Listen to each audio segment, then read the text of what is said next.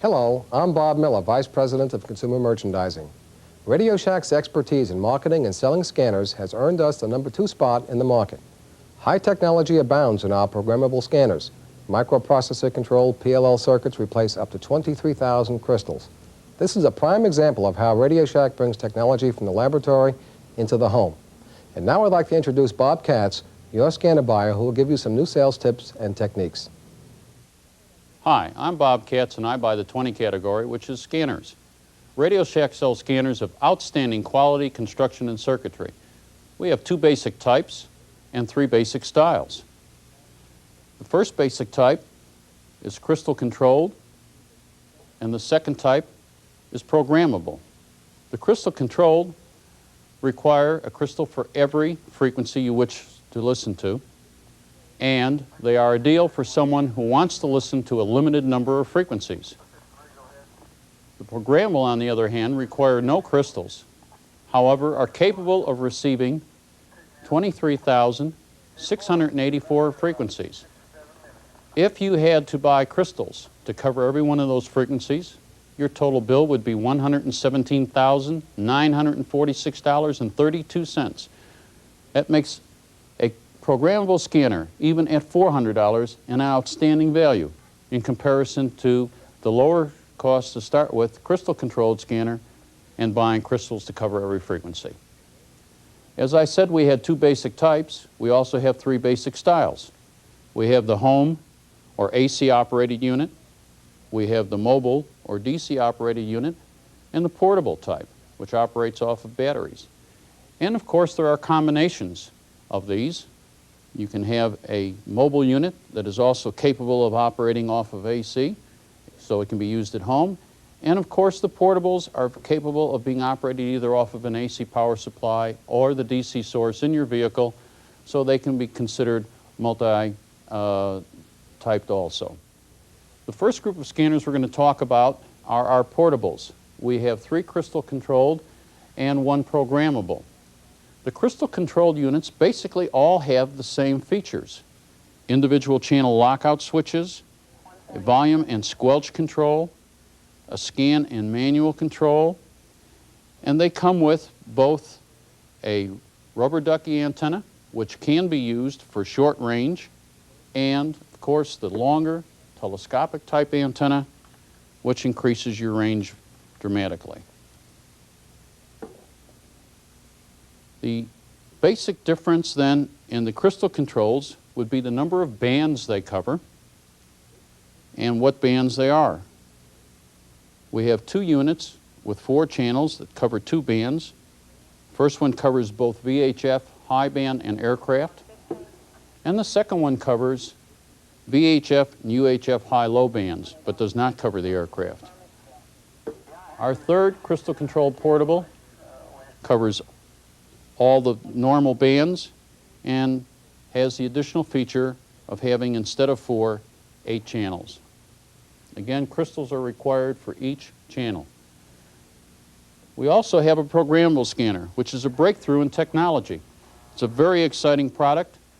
So exciting, in fact, that it's won Radio Shack's Technological Advanced Series Award. It has 16 channels of memory storage. It covers the 23,684 frequencies we discussed. It has a space-age LCD display, LCD meaning liquid crystal. It has a full search function, allowing you to find new and secret frequencies. It covers the bands of 30 through 54, which is low band, and 6-meter ham, 108 to 136, which is your aircraft band, 138 through 174, which covers your 2-meter ham band, as well as government and police and fire in the VHF high band. And it covers 380 through 512 megahertz, which gets down into government frequencies, ham frequencies, and most current police and fire usage in cities today. It has a frequency tracking circuit that keeps the front end always at maximum sensitivity, so that the signal you receive is always at its peak of performance. It has a delay circuit which allows the unit to wait 2 seconds after a signal stops and therefore allow the return message to be heard by the user. If you do not use delay, the unit will start scanning immediately after the signal stops. It has two speeds for both scanning and searching. It has a lockout feature which allows you to take a channel electronically out of the circuit. The reason for this is, let's suppose that we took channel 3 and programmed in weather, 162.55 here in Fort Worth. If we did that, weather is a continuous transmission, and the scanner would no longer, even in the scan mode, continue to scan. It would lock on to that frequency. So if we wish to hear weather, we could bring the unit out of the lockout mode to hear weather, and when we were done and wanted to go back to our normal scanning routine, we would put the lockout back on channel 3 and go back to scanning. It has a priority function, and what this means is we are allowed to take channel 1 and make that our priority channel. What do I mean by priority? Let's say you were a volunteer fireman. You would program in the frequency for your station on channel 1. You would then have other frequencies programmed into the scanner. As the scanner would be going through its normal scan, approximately every 2 seconds, it would go back and check channel 1 for approximately 1/2 second to see if there was a signal there. And if there was, it would then lock on that signal so that you would hear what's going on your most needed channel. When it does this, of course, when it checks that channel there for roughly a 1/2 second, it does create a slight chopping in the signal that you were originally listening to. This is normal. It has a keyboard lock. Once enabled, you can no longer change anything on the scanner. So if you pick it up and if you touch it, or if you were wearing it and you reach down for it, you would no longer cause the unit to change frequency, change channel, change speed. We do have another set of controls on the top which give you scan or manual movement or speed change. These are not affected by the lockout. In manual operation, we can take the unit and move it to any given channel we so desire and leave it there to listen to just one frequency if we're not interested in scanning at the present time. The unit utilizes a flexible antenna with a premium BNC type connector.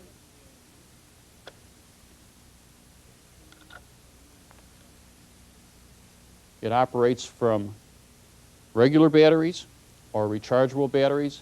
And don't forget, we also have both an AC and a DC adapter for this product.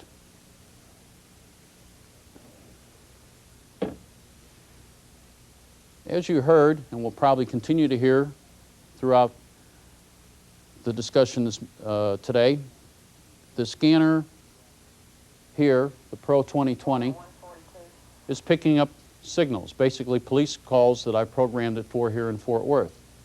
The reason for that is what you should do in your store.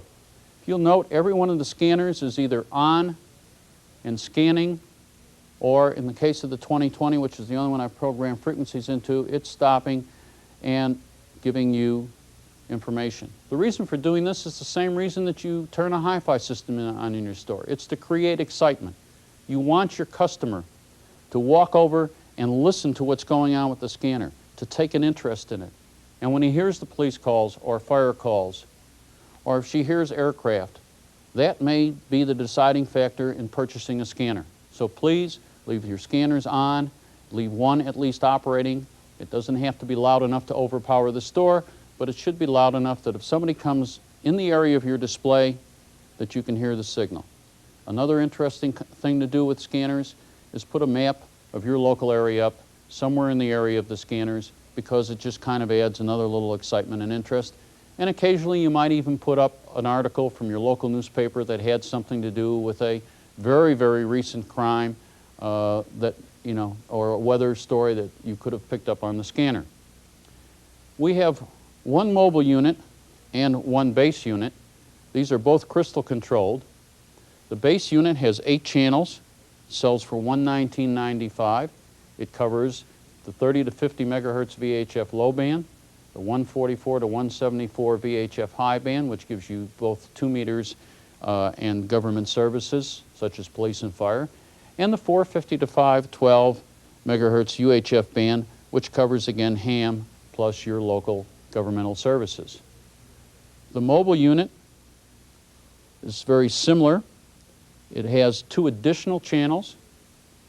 It also covers the aircraft band, 108 to 136, and it has an AC power supply as well as a DC power supply, so it could be used in your vehicle and your home, or could be used in your vehicle and then taken out when you get home and used in the home.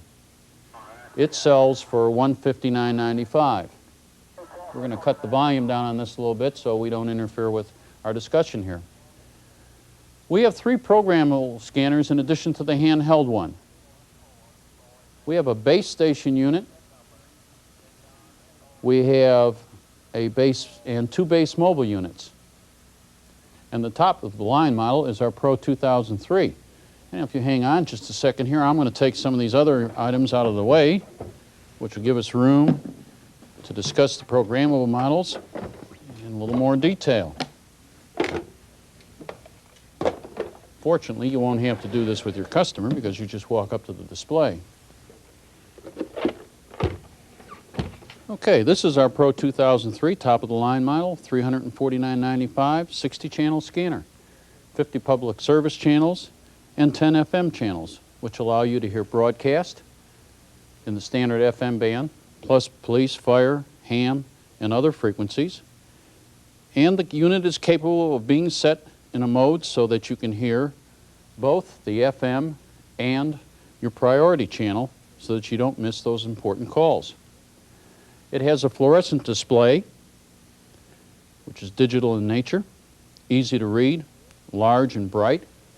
It has zeromatic tuning, and this tuning is an internal circuit which makes sure that the unit always stops at center frequency, not 5 kilohertz either below or above the station, which is true of some of our competitive products. The unit also has 2 search and scan speeds controlled here, and as you note, as we change, we have an audible feedback response to let you know that your entry was accepted by the scanner. It has a search function, as do all of our programmable scanners. And this search function allows you to scan either up or down through any set limit of frequencies that the unit is capable of receiving to search for those frequencies which are either secret or new or for some reason or another unpublished. It also has a built-in telescopic antenna, and on the back of the unit we have, as you'll note, a jack for an external antenna, giving the unit complete and total versatility. It also has electronic lockout on the keyboard, which again allows you to keep those frequencies which you do not wish to hear locked out and therefore remain only listening to those of important nature to you. The product has 5 bands of frequencies, 0 through 10, 10 through 11 through 20, 21 through 30, 31 through 40, and 41 through 50. This allows you to program in various frequencies. You might program in fire, police, ham band, other associated services, and so on. You can, with these bands, bring in as many of the frequencies you wish to hear at a time as you would like, or as few, never to be less than 10, and you can bring in all 50. You can bring them in any order. You could bring in the 10 band, the 30 band, and the 50 band, the 20 and the 40 band, or in any combination. We have also a headphone jack, an external speaker jack on the back, and a tape output jack for a tape recorder. Remember, a cassette recorder with this product is an ideal add-on. Some people do wish to keep a log of the frequencies, not the frequencies, but that which they hear on the various frequencies. We have a wood grain top panel, which is basically a styling top firing speaker, which gives you higher quality, backup battery so that the product will not lose memory in case of a power failure, and as I said, can be programmed in groups of 10. Next product we'd like to talk about here is the Pro 2020. This is our 20-channel version, again, with the fluorescent display, large and easy to read. You'll notice this one has a mobile mounting bracket, which allows you to use it both base and mobile. This unit, the Pro 2003, of course, is capable of AC and DC operation. However, this unit was basically designed in a more mobile type style, still, of course, being extremely attractive for home use. You notice we do not use wood grain on it. And now let's look at programming the scanner. First of all, we're going to go into manual and stop our scanner. We're going to go to a channel that we have not yet programmed. Let's try channel 4. Now we have something in there, so let's go to channel 5. That's empty. Go into the program mode. And let's put a frequency in now and see what happens. This is the way you should demonstrate the scanner to your customer. So we're going to put the weather frequency in. 162.55. And again, you notice audible feedback. Enter. We're on frequency. And there's weather. Should we decide we don't want to hear weather, in order to hear other frequencies, we'll lock it out, go to scan, and as we come back around through, channel 5 is not picked up, which is where we put it. If we wanted to hear weather again, we can go manual, 5, manual, and listen to the weather without removing the lockout. So the station is not gone, just isn't there right now. Okay. Let's talk about search. As I said, with search, we can pick frequencies to go through and see what's there, which either is not listed, something new, or something different. So program, limit, put in the lower limit. This one will set for 460, which is the lower limit.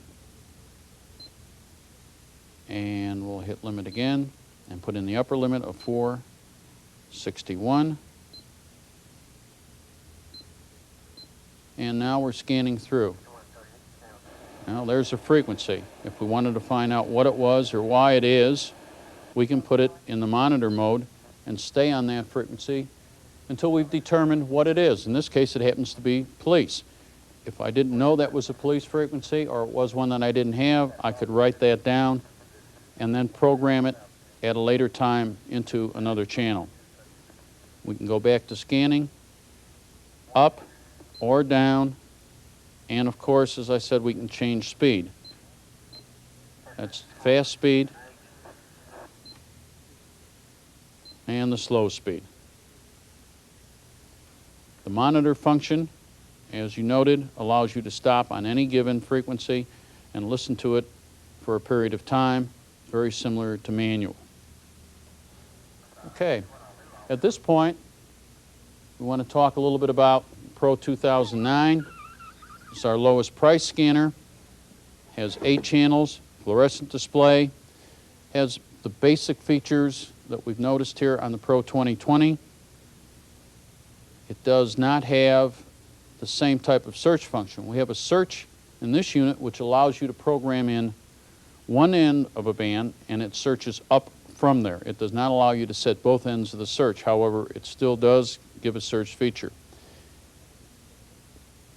In all respects, it's very much like its more expensive counterparts, with the exception that it has no DC. It does not have individual bands. It does not pick up FM. And it does not have priority. It does have delay, lockout, scan, manual, programming, and so on. An excellent unit at the price, one of our hottest selling units today. And now I'm going to clear the table and talk to you a little bit about accessories. When we're talking about accessories, we're talking about very profitable add-ons. And they're very simple. We have 20-210 headphone at $9.95, lightweight headphones with a full 1/4-inch plug. In addition to the headphone, you can always sell the customer, as I said before, a cassette tape recorder to record from. We have the indoor back of the set antenna. While your unit comes with a telescopic antenna, this antenna allows you to adjust its length for best possible frequency reception. In many cases, low band especially needs a longer antenna, so this becomes an ideal item to sell the customer as well. For mobile use, we have two different types, both a gutter mount and a magnetic mount, which cover all of the bands and come with a proper plug for the mobile type scanners. However, you can also use these antennas with our portable scanners in a vehicle. In order to do that, you need an adapter. The adapter for the crystal-controlled handheld scanners is a 20-020. The adapter for the programmable handheld requires that you put together two different devices. One is a BNC, solderless BNC connector in our line, which goes along with the Motorola type connector that has a pigtail on it. You'll have to put that together or show your customer how to put it together. In addition to these accessories, we also have base station antennas. They're a little bit large to be showing you here. I'm sure you're quite familiar with them. They're in your catalog and available in the store. Remember, when putting a base station antenna up, you're guaranteeing the customer much more range, more possible signal pickup. They go up with the same mounting hardware and accessories that you put a TV antenna up with, the 15 series. Remember when doing this that you can use the 15 series chart that you have. Just in place of the antenna and cable, put in the monitor antenna, and don't forget the monitor antenna uses the 278 series cable for best performance. In addition to that, in the 15 series this year, we have a bullet amplifier. And this amplifier, while it's basically designed for TV, does also cover the same frequencies as does our scanners, and therefore can be used for additional range and for fringe area reception. That basically covers our scanner line.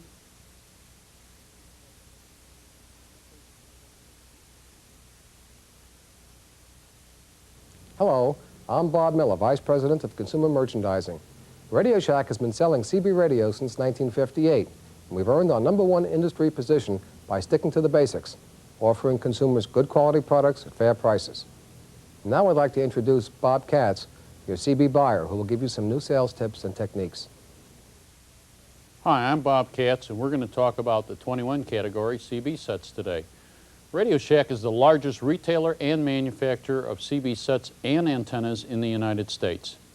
Our CB line consists of 8 models, 6 of which are mobile, a base station, and an emergency unit. Plus, we also have a complete line of 7 walkie-talkies, in addition to which we also have a pair of voice-operated 49 megahertz FM walkie-talkies. Our line of mobile sets basically have the same performance characteristics, with the exception of adjacent channel rejection, which rates the set selectivity, and the higher the number, the better the set is. Other differences are size and features. 4 of our mobiles are unique. The TRC-415 is extremely small in size. The one-hander has all the controls in the microphone, and the main unit can be mounted in a trunk, under the seat, or under the dash, and there is available through the mail center a 16-foot cord for extending the distance between the mic and the main unit. We also have the TRC-451, which is an AM SSB mobile, and this allows you to have 80 additional sideband channels not available on our other products. And of course, the versatile 211506 emergency CB unit. This is a full power set with 40 channel coverage in a portable styled unit with easy 1, 2, 3 setup. You simply put the antenna on the roof, plug the power cable into the unit, turn the set on, and start operating. If you wish to use this antenna, this set in mobile use, you cannot use this antenna which comes with the product. You should use a 21940 magnetic mount antenna or other suitable mobile antenna for moving vehicular operation. And don't forget, if you sell the customer an additional antenna for this product, you also must sell them the 208 adapter to adapt our regular CB antennas for use with the emergency set. The different features of each set, as I said, is what basically determines the difference in price, since performance is basically the same. All of our units have both a squelch and volume control, a channel selector, and an LED channel display. As we said earlier, the 211509 is extremely compact in size and has an LED signal and power meter. Our next product, the TRC 413, in addition to the features as shown on our smallest unit, has a modulation indicator, an automatic noise limiter switch, which allows you to bring the circuit in and out. In the 211509, the previous set, that is an automatic circuit built in. You cannot defeat it. In addition to that, we have the ability to use the CB set as a public address system simply by flipping a switch and adding a speaker to the product. Our next model, the TRC 414, slightly higher in style. In addition to the features on the previous set, we also have given you a priority switch which allows you to set, say, channel 22 on the display and instantly go to either channel 9, back to 22, or to channel 19 for either emergency or highway information use. The next model on our line, the TRC 473, basically has the same features as this unit. We have an analog meter, channel 9 priority switch, so that you can simply switch from the channel you're listening to into channel 9, an indicator to let you know you're on channel 9, a modulation indicator to let you know your level of modulation, and an antenna warning indicator, so that if the antenna shorts or opens, that light comes on warning you that you should then, of course, discontinue operation of the set until you fix the problem. We've basically covered the features of the one-hander. All the controls are in the mic, the LED display, the channel selector, the volume and squelch, as well as power switch. Our sideband unit embodies all of the features found in our other products, and its basic difference is that it has an additional 80 channels. These channels are single sideband. They are on the same frequency as AM, but use only half the channel width. In order to tune them in, the set has what's called a clarifier. This does nothing more than what it sounds like. It clears up the signal. Normally, if you're not on frequency properly, you'll get either a Donald Duck or a very high-pitched sound. This control allows you to bring that back to a normal voice. We also carry a full line of CB antennas, 13 mobile and 2 base CB antennas. In mobile antennas, length is the all-important factor. We have a full quarter-wave antenna, which is the longest normal mobile length, our 211094 and 21912 marine antenna. We also carry shorter antennas, some of which are base-loaded, like our 21940 and 960 magnetic mounts, 21908, 926, and 904, which are both trunk and roof mounts. We also carry center-loaded types. These would be 21906, 21909, 947, 948, and 941. Your gutter mount antenna is an example of a center-loaded type. And then we have a top-loaded type, which was your 21945, the fiberglass type. The different types of loading only allow the antenna to perform properly based on the amount of metal surface below it. And none of these antennas perform better than another because of their loading characteristics. The loading characteristics for each antenna are designed by the engineer to be the most practical for its application. As I said, a quarter wave inch or 108-inch 9-foot antenna gives the best performance and is the longest practical length for mobile use. Anything longer than that would be totally impractical. Cable length in CB use is not a factor determining performance, except that too long of a cable will, of course, reduce the signal length. In mobile, this is highly unlikely since cable lengths are relatively short. The cable length will not change your SWR. The only exception to this would be the 21912 Marine or the 21945 Twin Truckers, where the cable that comes with the unit is a matching transformer and not just a length of cable. It can be lengthened from the connector outward. The connector should never be cut off of the unit, and it cannot be shortened. To do this would completely destroy the antenna. Standing wave, SWR is standing wave ratio. This is the performance of how well your set and antenna are matched and how much of the signal is going to get from the set to the antenna and vice versa. This is measured with an SWR meter. Our 21525 is an example of this type of product. It is a very simple product to use. It has a calibration control on the front as well as a switch. And to use this product, you simply would attach a short length of cable, like the adapters we have in the line, between the set and the meter, and that is marked trans, which means transmitter. And this connector, which is marked ANT, would be hooked to the antenna. In order to use this, you would power up your set after you had made the connections. You would put the unit into the forward position and adjust the calibration knob with the mic keyed. Okay? You key the mic until the signal needle moves to the calibrate position. At that point, you would release the microphone, switch the meter over to the reflected power position, rekey the microphone, and then directly read on the upper scale what the amount of signal loss or SWR is. You will note that anything under 2.5 to 1 is acceptable.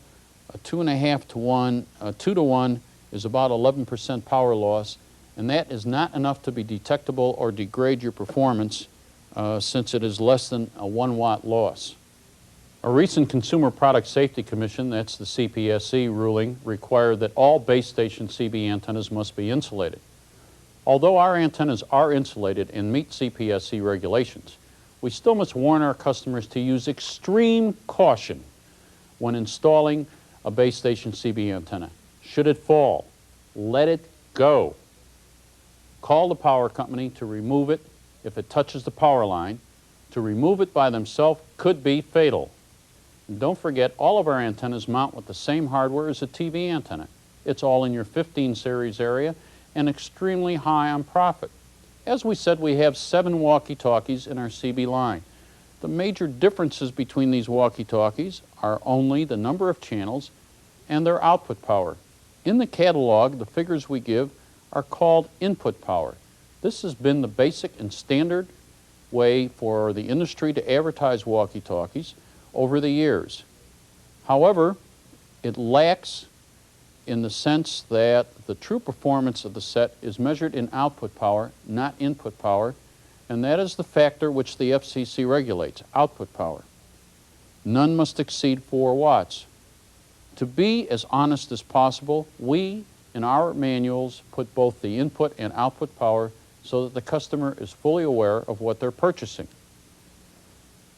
Let's go through our line of walkie-talkies. The first model, the TRC-84, is a single channel, 100 milliwatt unit, comes complete with channel 14 crystals, and uses a 9-volt battery. The next unit in our line, the TRC-85, is a 3-channel unit, comes with channel 14 crystals in channel A, and customer must purchase crystals for channel B and C from your store. Some are stocked in your store on a standard basis. Others can be ordered from the mail center. The unit also has a battery test button and an LED to indicate if the batteries are in good condition. Our next model, the TRC-86, is also a 3-channel model, also embodies the battery test. In addition, has a squelch control and a charging jack so that you can use rechargeable batteries with this walkie-talkie. And as you are well aware, rechargeable batteries are a much better value over the long haul than our standard batteries. The TRC-213, our next model, is a higher power model, 2 watts, 3 channels, has an external antenna jack and a external power jack as well as the charge jack. Our next model, the 214, is the same as the previous model, except it has 3 watts of power as well as 3 channels.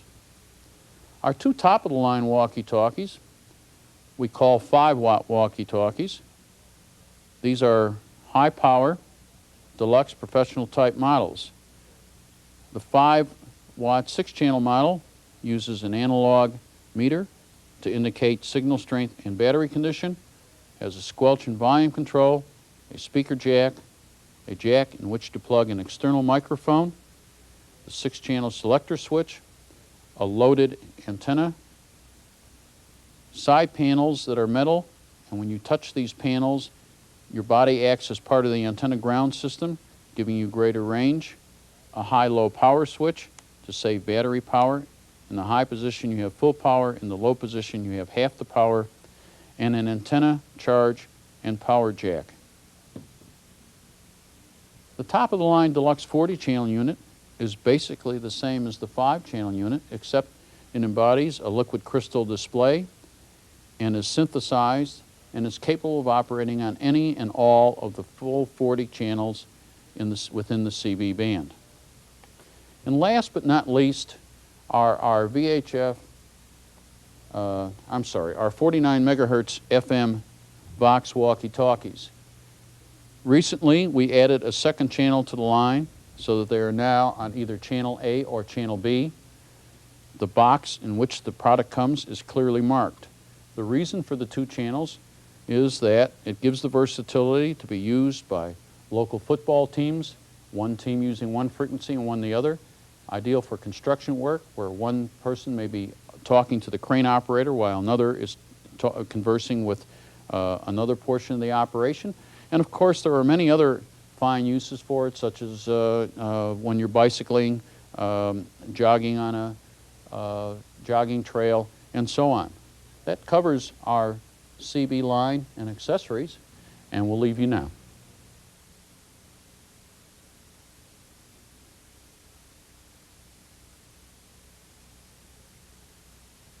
Hello, I'm Bob Miller, Vice President of Consumer Merchandising. Radio Shack is the #1 retailer of security products in the nation.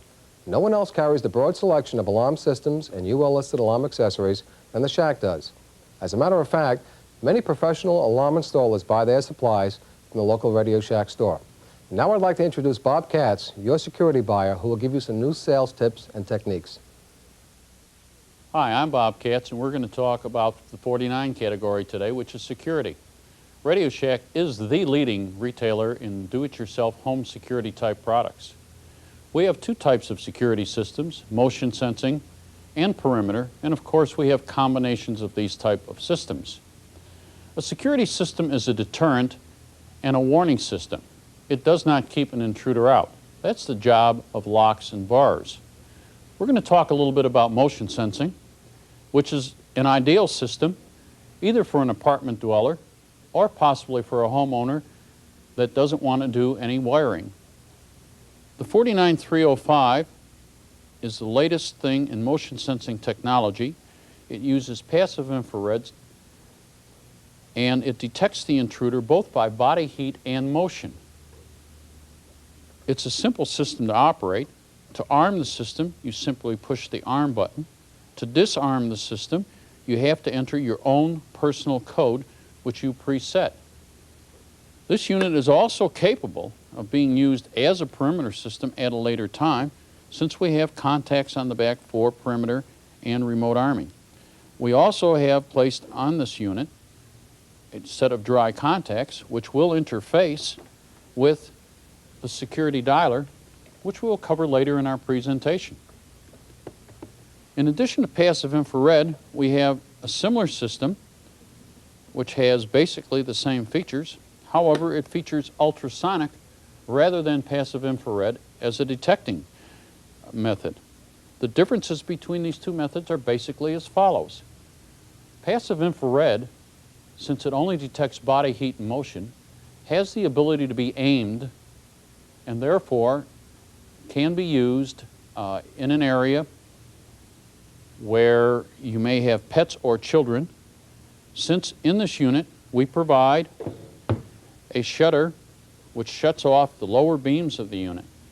Therefore, this unit set at about 4 or 5 feet would allow a small child or a pet to be in the room without setting off the alarm. The ultrasonic, on the other hand, is what we call fully volumetric, and it totally fills a room with a sound that you can't hear. Anything moving in that room will set off the alarm.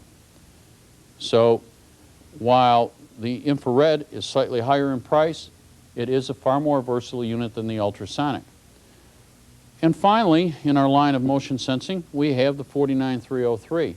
Our least expensive unit uses ultrasonic, as does its big brother, the 49304. However, it does not have perimeter circuitry, and it also does not have dialer outputs, nor does it have the ability to be armed or disarmed by the remote keyboard. At this point, I'd like to spend a little bit of time on the automatic dialer. This device uses a cassette to record your message on. It is your personal message. It also has a keyboard which allows you to enter up to 3 numbers of those people you wish to call. Please remember that before attempting to dial a police or fire department, you must call to see if this is legally acceptable in your community. Once you've programmed in the 3 numbers and use the built-in microphone to make your own message, this unit will dial each number that you have called and that you have programmed in to be called.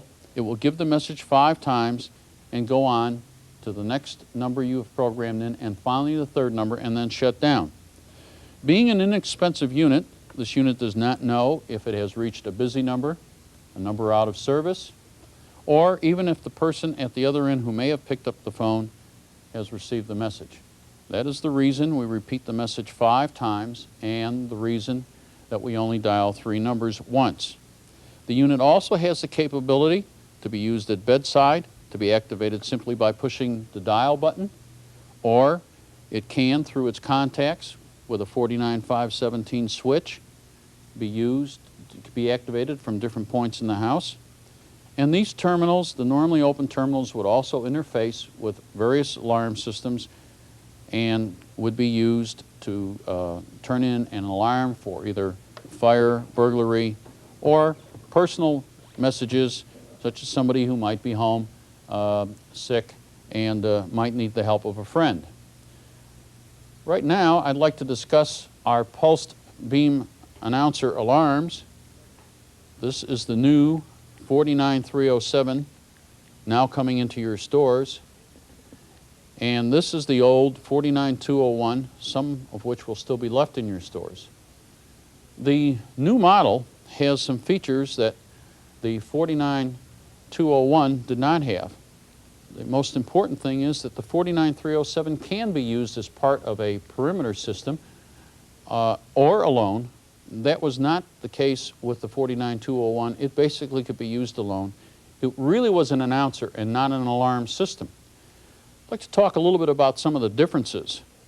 The 49307, number 1, has a pair of normally open, normally closed contacts with no voltage on them, and these contacts are used to key off a dialer or allow you to use this with a wired perimeter system. In addition to that, we have provided terminals to which a backup battery could be hooked, and we do also provide the capability of running an external sounder and disabling the internal sounder. This unit also, in the alarm position, has a 5-minute timeout feature, whereas the old model ran constantly. In the instant mode, these contacts would close, the dry contacts with no voltage would close for a very short period of time, either activating your dialer or your alarm system. We also have two types of perimeter systems, wired, like our 49450, and wireless, like our 49401. The wired is, of course, the preferred type. However, in many cases, the customer does not wish to go through the problem of wiring walls and doesn't want unsightly wires running all over the baseboards in their home. In this case, of course, you get back to the wireless perimeter system, 49401. This system is more expensive than the 49450, and the reason for that is that you are using radio transmitters to get the signal back to the main unit in place of wire. So what you save in time of wiring, which is cost, you actually end up paying for in the transmitters. Both systems are very economical. Let's talk a little bit about the 49401. It has the capability of being used with an unlimited number of transmitters. It uses a keyboard from which you do all your controlling of the system. You set the entry-exit delay times, which run from 5 to 45 seconds. You can test your system. You have the ability to arm the system either as delayed or instant. You enter, it comes factory preset with a code, and you can reset it and use your own code. It tells you if your batteries have failed and allows you to clear the alarm after putting in your personal code. It has LED indicators of different colors to indicate how the system is used and what mode it's in. This unit may be used with the 49431 dialer. As we've discussed previously, it requires an interface, which is still available in our stores, the 49510, and this device hooks to this unit with wires, plugs into the wall, and with another pair of wires hooks to your alarm system.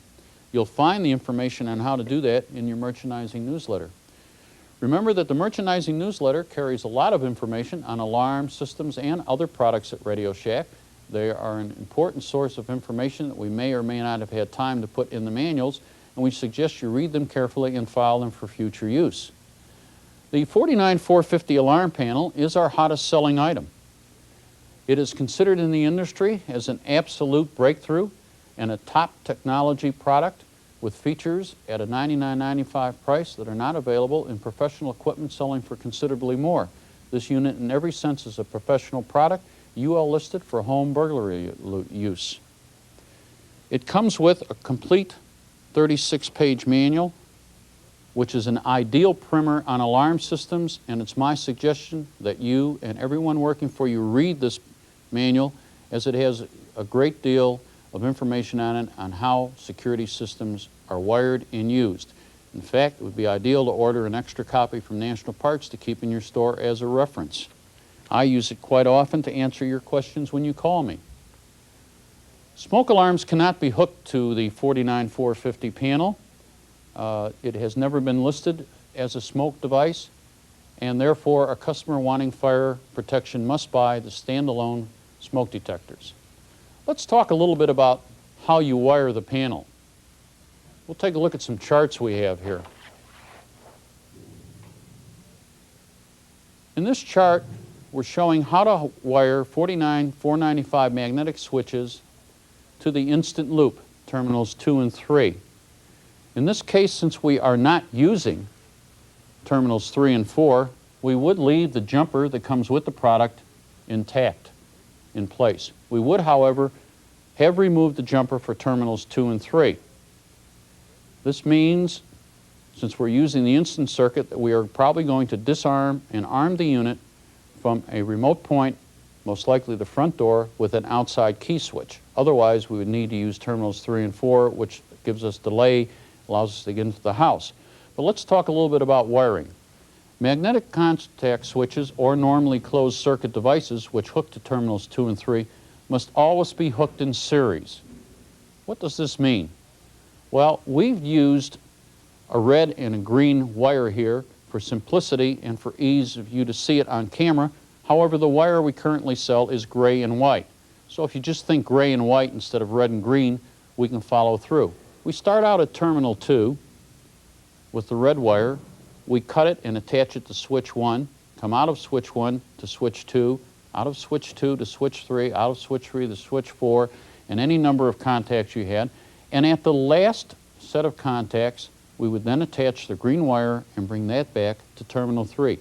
That would complete our loop, and that is how you wire multiple contacts. Now, there are more than just multiple magnetic contacts that can be used with the system. Here we've taken the same system and shown a number of products, not necessarily all of them, but a number of products that could be used with them. Magnetic switches, a glass breakage detector, window foil, the passive infrared sensor, and a vibration switch. The wiring still is normally closed, still in series, and done the same way. We would start at terminal 2, go through the magnetic switch to the second magnetic switch, into the 49516 glass breakage detector, out of it, into the window foil. This is foil in a block. Circuit goes through the foil, out of with the red wire, continues over to the 49530. And for simplicity's sake, all we're showing here are the two normally closed alarm contacts. So into the unit, out of the unit, over here to the vibration switch. And since this is our last terminal, the last thing on the line, we are now going to run the wire all the way back over here to terminal 3, completing our circuit. In addition to doing that, there are many other things we can do with the panel. One of the things we can do with the panel is arming and disarming. And we can do that in a number of ways. We can do that at the panel if we had a key switch here. We can also do it with a remote key switch, as you note here, which would be external if we were using our instant loop. And this is a diagram which will appear in the 49450 manuals that are coming out, showing you exactly how to wire this unit. It takes 6 wires to wire this unit up, and you can use our 6-conductor 274 series telephone wire to do this hookup. If you note here, we have taken 3 conductors and put them to a single terminal, which would say, well, I need 8 wires. Normally that would be true, but if you look in the lower diagram, which shows you how to hook up multiple switches, you will find that jumpers can be used to reduce the number of wires. So where we have 3 wires here all going to the same point, we would run a jumper and a final jumper, which would allow us to only have 1 wire. And when you get your manual, if you look in the diagram, you will see that that's what we are doing. We also have another device for arming and disarming the unit. It's the new 49535 keypad switch, which allows you to put in your own 4-digit code.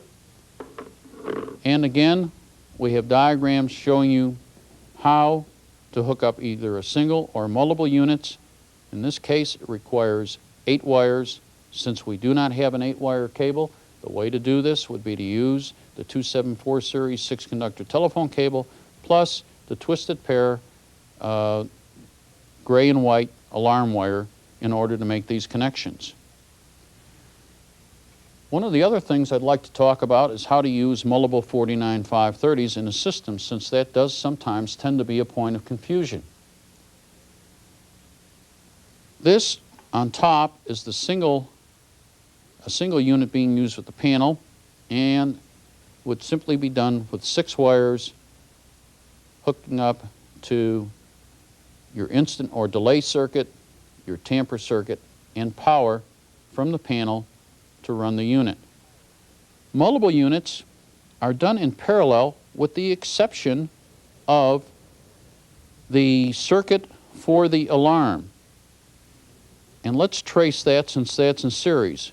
We're going to start out here at terminal 4 on the alarm panel, which goes into the 49530, the second terminal, or the third terminal rather, comes out of the fourth terminal, now goes to the second unit, into the third terminal, out of the fourth terminal. Of course, we've cut the wire, okay, to the last unit.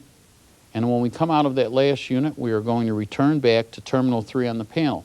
Very much like we showed you with the other devices where we hooked all the different devices up. Again, we have put all the units, their alarm contacts, in series. The power and the tamper circuits would, of course, remain in the parallel wiring mode. My suggestion is you look at the manual. If you don't have a current manual that shows that, please don't forget your newsletter. Another new device that we've come out with is the 49529 two-sound indoor siren. This is a very high-styled siren. Looks much like a smoke detector, far more attractive to use in the home than the 49488 is. It is loud and can be hooked up to your alarm system. Your 49450 is capable of running a 49488, a 49529, and is even capable of running the strobe, the 49527. Why use a strobe? Well, normally when your alarm goes off, when someone walks outside, it is pretty hard to determine where the sound is coming from. If you were driving in a vehicle, this becomes even tougher because driving in a vehicle is much like standing on a corner and listening to a police car. As it comes towards you and goes past you, the sound changes. When you are in a car driving towards a stationary sound, you get the same effect.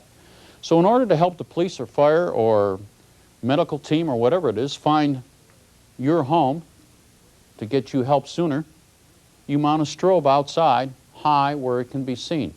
This is a 100,000 candle power yellow strobe which has very high visibility. As you notice, we've mounted the panel here to a piece of wood with various devices that would be used with it. This is an ideal way of displaying the system in your store. You can show the arm and disarm, you can show the operation of various types of components, and with a little double pole switch that we have here, instead of using the siren and scaring everybody half to death in your store, you can always move down to the strobe position, and when the alarm goes off, the strobe will light, and if you want to, temporarily at that point, you can just show how loud the siren can be. This is an ideal way to demonstrate your system, and I suggest that you build something similar to this in your store. It's very inexpensive to do. Don't forget that Radio Shack carries a complete line of accessories for your alarm system, which are highly profitable and very, very easy to sell. Remember to take time when your customer, when they come in the store, since they are concerned and probably have just been a victim of some type of burglary or other traumatic experience, and that's why they're coming in to buy an alarm system. They expect to talk to somebody who is confident and knows their product. And remember that simplicity is the best method when designing a system, and take interest and care about what your customer's problem is. One of the best and simplest things to do and the easiest ways to help design a system for a customer is to ask the customer to simply start out by drawing a very simple floor plan on a piece of scrap paper that you may have in the store of their home or apartment. It does not have to be architectural. All you're really looking for are doors and windows, so you can either determine how many contacts are used or where you might place the motion sensing device. And that ends our session on security.